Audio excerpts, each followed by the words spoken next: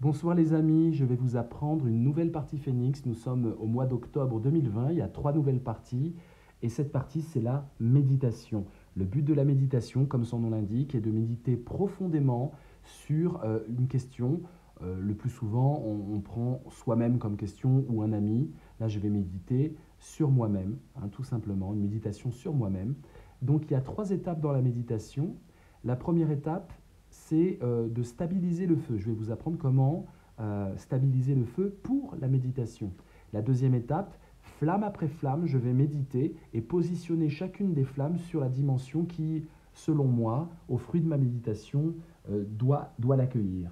Et puis la dernière étape de la méditation, c'est d'analyser les flammes qui sont sur chaque dimension et d'essayer de trouver mon palmarès pour avoir un autoportrait qui est finalement le résultat grandiose de ma méditation.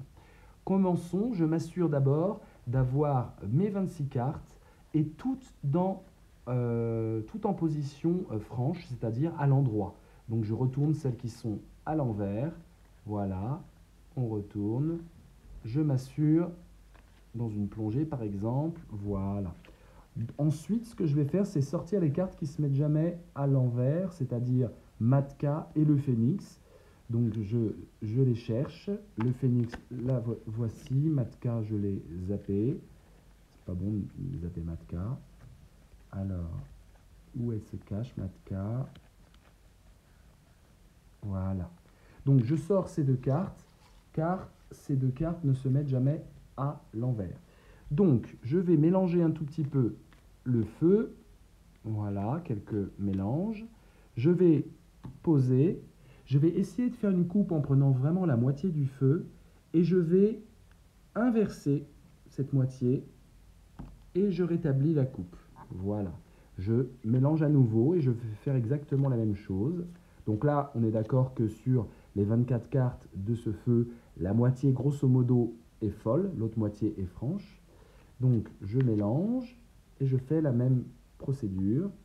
Je coupe à peu près à la moitié, j'essaie de viser la moitié, j'inverse et je rétablis.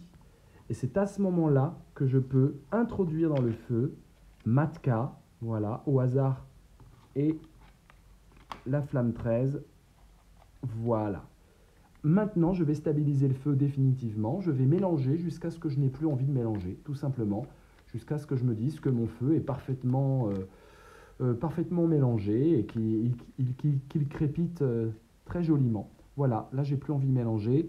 Le feu est stabilisé, la première étape de la méditation est terminée.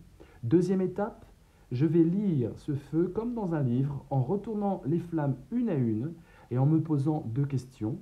Première question, pourquoi le jeu me donne cette flamme-là? Qu'est-ce que ça dit sur le thème de ma méditation? Et deuxième question, où dois-je la positionner sur le monde? Sur quelle dimension cette flamme correspondra vraiment bien à ma situation, à ce que je vis, ce que j'éprouve.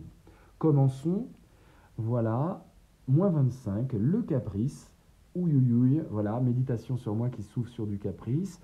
Donc je n'ai pas le 25, pourquoi? Là je vous passe un peu ma méditation à haute voix, je ne vais pas la censer avec vous, ça va prendre trop de temps, mais il y a une belle méditation à savoir pourquoi le jeu me dit que je suis plutôt -25 que 25.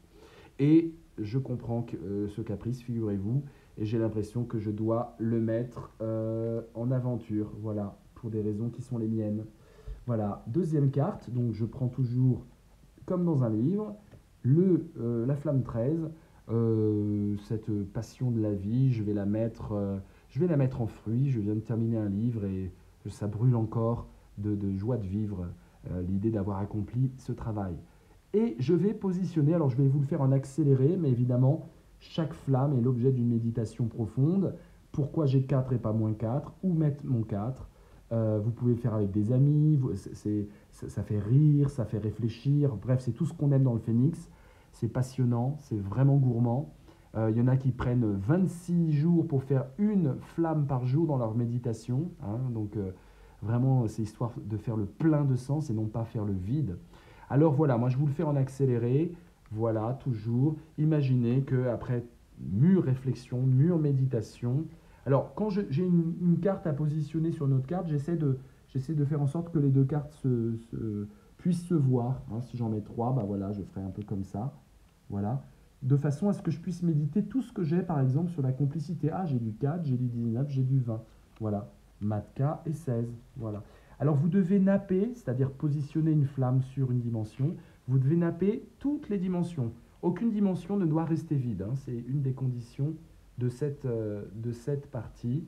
Voilà, j'accélère hein, vraiment pour vous montrer l'exercice. Voilà, hop. On se retrouve donc avec un monde bien chargé. Et là, imaginez, dans cette deuxième étape qui vient de s'achever, j'ai vraiment avancé dans ma réflexion, dans ma méditation. J'ai trouvé des choses incroyables. Troisième étape de la méditation, je vais méditer maintenant les dimensions, ce qu'elles ont récolté elles-mêmes. Regardez mon énergie, elle est belle. Hein. J'ai du 6, du 23, du 11, du 22, voilà. C'est passionnant. Et la question que je vais essayer de faire, c'est de résoudre, c'est un palmarès. Le palmarès des cartes. En ce moment, mon énergie, je mettrai quoi en position numéro 1? C'est celle qui sera le plus devant. Je mettrai Matka. Et puis après, je mettrai 23. Et puis le 6 peut-être, oui, après. Non, je le mets à la fin, le 6. Le 11 et le 22. Voilà, vraiment, sincèrement, je fais semblant avec vous hein, pour vous montrer mon palmarès, d'accord, sur l'énergie. Hein. Les flammes que je refoule sont en bas, et puis à la surface, c'est les flammes qui sont les plus présentes. Du coup, je peux vraiment égaliser ce petit paquet et le positionner joliment en énergie. Et je vais faire ça pour toutes les dimensions. Hein. Pour toutes les dimensions, je vais égaliser tout ça après avoir médité. Alors, il y a des dimensions qui n'ont qu'une seule flamme, c'est intéressant. Il y a des dimensions qui sont vraiment dans le choc. Là aussi, ça fait réfléchir. Des dimensions qui sont très mitigées, choc et charme. Donc, à chaque fois, il y a l'occasion de méditer. Pourquoi on désire, j'ai du choc. Pourquoi il n'y a qu'une seule flamme en harmonie, etc. Je fais donc ce petit palmarès, 9 petits palmarès, et j'arrive à la position finale de ma méditation, l'autoportrait le plus proche de ce que j'ai pu faire en méditant, de ma situation, que je peux évidemment prendre en photo, méditer, cogiter. Voilà, j'espère que ça vous a plu. Nouvelle partie, très intuitive, très gourmande, très amusante à faire avec des amis. On peut prendre d'autres thèmes bien sûr que soi-même, on peut méditer sur le destin commun, on peut méditer sur l'écologie. C'est vraiment une nouvelle partie avec autant de possibilités de résolution de problèmes que les parties traditionnelles du jeu du Phénix. Je vous dis à très bientôt, n'hésitez pas à vous abonner à la chaîne YouTube du jeu du Phénix, à la page officielle Facebook du jeu du Phénix, et bien sûr les groupes très très dynamiques, les éclairs du Phénix ou Initiation au jeu du Phénix. Voilà, vous pouvez aussi nous suivre sur Twitter. À bientôt les amis.